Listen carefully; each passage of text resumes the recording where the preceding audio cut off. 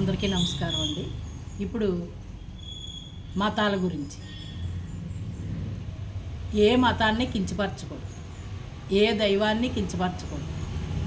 మనుషుల్ని ఎలా గౌరవిస్తున్నాం, భగవంతుడిని కూడా అందరినీ గౌరవించాలి. రూపాలు తేడా అయినా భగవంతుడు ఒక్కడే అంటారు. అది పూర్వం నుంచి ఉన్న మాటే కదా. కాదు, ఈ దేవుడు గొప్ప, ఆ దేవుడు తక్కువ, ఈ దేవుడు ఎక్కువ, ఎందుకండి అలాగా మనుషుల్ని ఎడదీసినట్టు భగవంతుడిని కూడా ఎడదీసేయటం ఏమండి? ఇప్పుడు వ్యక్తిగత స్వేచ్ఛను హరించడానికి హక్కు అనేది ఎవరిచ్చారు చెప్పండి?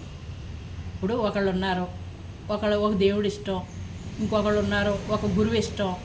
వాళ్ళ ఇష్టాన్ని కాదు అని వాదించి మాట్లాడే హక్కు మనకు ఎవరిచ్చారు? రాజ్యాంగంలో ఏమన్నా రాసిందా ఈ దేవుడికే పూజ చేయండి, ఈ దేవుడికి పూజ చేయకుండా అని ఏమైనా రాసిందా? లేదు కదా. పూర్వం నుంచి వేల సంవత్సరాల నుంచి, వందల సంవత్సరాల నుంచి లేని మతాలు, కులాలు, ఎన్ని ప్రస్తావనలు ఇప్పుడే ఎందుకు వస్తున్నాయి? విభజించి పాలించమన్నట్టు విడదీసే మనస్తత్వాలు ఎక్కువైపోయినాయి జనానికి. మతం పేరుతోటి విడదీయటం, దేవుడి పేరుతోటి విడదీయటం, కులం పేరుతోటి విడదీయటం. ఇవి రాజ్యాంగానికి విరుద్ధం అండి, దైవత్వానికి కూడా విరుద్ధమే. ఇప్పుడు నీకు నచ్చిన దేవుడిని నువ్వు పూజ చేసుకుంటావు. ఒక ఇంట్లోనే అన్నదమ్ములు నలుగురు అక్క చెల్లెళ్ళు ఉంటారనుకోండి, ఒకళ్ళకి ఒక్కోరు ఇష్టం, ఒకళ్ళకి ఒక్కోరు ఇష్టం. ఇష్టం కానిది తినమంటే బలమందంగా తింటారా? తినరు కదా. అలాగే వాళ్ళు కూడా అంతే, దైవాన్ని కూడా అలాగే పూజించుకుంటారు. ఎవరి దైవాన్ని వాళ్ళు పూజించుకుంటారు. వాళ్ళకి అనుకూలను పెట్టుకుని కాదు అంటాను కాదు, దేవుడు కాదు, ఇది దేవుడు కాదు, ఇది దెయ్యం, లేకపోతే ఇది భూతం, ఇవన్నీ ఎందుకంటే మీకు అందరికీ అవసరమా?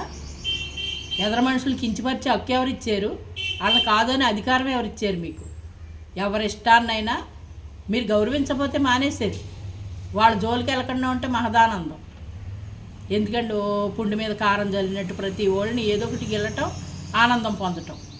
వెకిలి నవ్వులు నవ్వుతున్నారు, పైగా ఆ దేవుడిని తిట్టి వెకిలి నవ్వులు నవ్వుతున్నారు. ఎందుకు అలా చెయ్యాలి?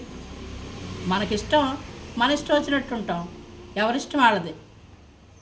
ఇప్పుడు అటువంటివి ఏమన్నా ఉన్నాయనుకోండి, వ్యతిరేకించకపోతే ఇంకా పెరుగుతూ ఉంటాయి. ఏమంటారు చెప్పండి? భగవంతుడు, గురువు, ఎవరిష్టం వాళ్ళదే. ఇప్పుడు మంత్రోపదేశం తీసుకుంటూ ఉంటారు, ఒక్కొక్కళ్ళు ఒక్కొక్క గురువు దగ్గర తీసుకుంటారు. అమ్మవారికి తీసుకుంటారు, స్వామివారికి తీసుకుంటారు, అలాగే ఎక్కడో చోట తీసుకుంటారు. అలా కాకుండా కొంతమంది బాబాల దగ్గర తీసుకుంటారు. వాళ్ళ ఇష్టం అది, మీకేంటి అవసరం? మీ ఇంట్లో వాళ్ళే మీ మాట వినరు, మా ఇంట్లో వాళ్ళు మా మాట వినరు. అలాంటప్పుడు మనం ఎవరు ఊరిని ఉద్ధరించడానికి, దేశాన్ని ఉద్ధరించడానికి చెప్పండి? ఇప్పుడు షిరిడీనే విమర్శిస్తున్నారు, ప్రధానమంత్రి వెళ్ళట్లేదా? సెలబ్రిటీలు వెళ్ళట్లేదా? పెద్ద పెద్ద వాళ్ళు అందరూ వెళ్ళట్లేదా? వాళ్ళందరిని అడగండి ఎందుకు వెళ్ళారని కేకేసి. భక్తుల్ని విమర్శించటం, ఆ భగవంతుడిని విమర్శించటం, ఇదంతా ఏంటండి? రొంపు కింద దెయ్యాల్లాగే కనపడిపోతున్నారంట కొంతమందికి. అయితే మనమే దెయ్యాలు, భగవంతుడు దెయ్యం అవ్వడం.